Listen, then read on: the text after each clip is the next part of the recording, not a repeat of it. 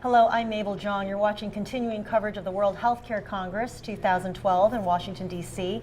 And here with me now is Dr. David Lansky, President and Chief Executive Officer of Pacific Business Group on Health. And you work with 50 large employers, right. And that represents about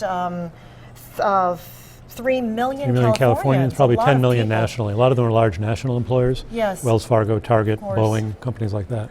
What is happening that's unique to California against the backdrop of health reform? Yeah. Of course, California had a long managed care tradition. So for many years, California has had big medical groups and hospital foundations that have organized care quite well for the HMO product.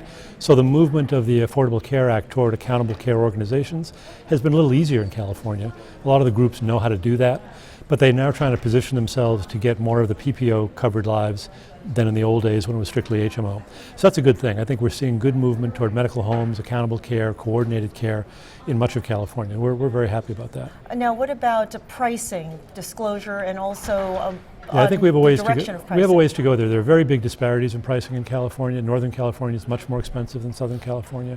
And the prices are not transparent to either the companies that are paying for the care or to the employee who's looking for care.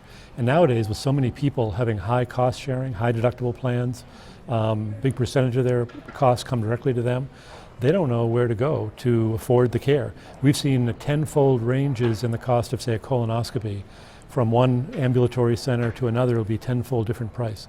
How does that happen? Hip and knee surgery from $15,000 in one hospital to $110,000 in another. Wow. So until the employee, the patient, knows that they're facing a big difference in costs, they need to see the data to be able to make those decisions. Well, are you setting up exchanges, health exchanges? California is actually ahead of the country in setting up a state-sponsored health benefits exchange. Okay. It's up and running as much as it can be prior to 2014.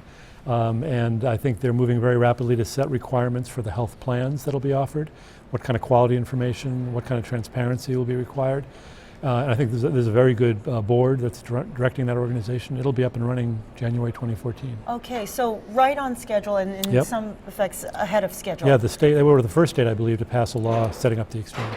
Are you considering also are you seeing more cottage industry companies coming into play too to help manage some of this collaboration? I think because of California's history with big managed care organizations, less so. For the most part, the energy we're seeing are the existing medical groups acquiring physician practices and ancillary services and building bigger and bigger integrated systems around the core medical group that they had. We're also seeing some health plans purchase medical groups and some hospitals merge with medical groups. So there's a lot of consolidation happening, and we are worried that it could be good if it leads to better coordination, but it could be bad if it drives prices up because people have essentially monopolies in certain geography and they can dictate the price to the market.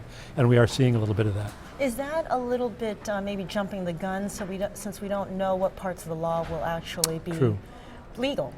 I think in California the market is driving even faster than the law, that the healthcare systems want to build bigger integrated models. And that's probably a good thing on the whole, but we are worried about price setting being a consequence of it. Mm-hmm. As you said, you represent companies, employers across the country. Right. So is that difficult to manage given that you are based in California and you now have to manage some of the systems in other states? No, not particularly. I think everyone is now virtual and national. But what we have seen is that the health plans have become so much consolidated as national plans, the very large United, Aetna, WellPoint, that we have to interact with them at a national level. Our members have employees everywhere. So one of the issues for us for exchanges, for example, is do we have national uniformity? So if I'm Wells Fargo or Safeway and I have employees everywhere, I don't want to have a different exchange rules in every different state. I want to know that I can administer a benefits program uniformly to all of my employees. So I think it's become essentially a nationalized health system, even though we don't call it that.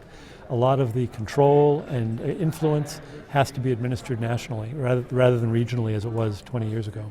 Okay, Dr. Lansky, thank you. Have Thanks I for missed talking anything? with me. Any other messages you want to share with us today? No, I think we've covered some good topics. Thanks for having me. Terrific. Thank you, Dr. Lansky. Right, Stay there for one moment. And I'm Mabel Jong. Thanks for watching.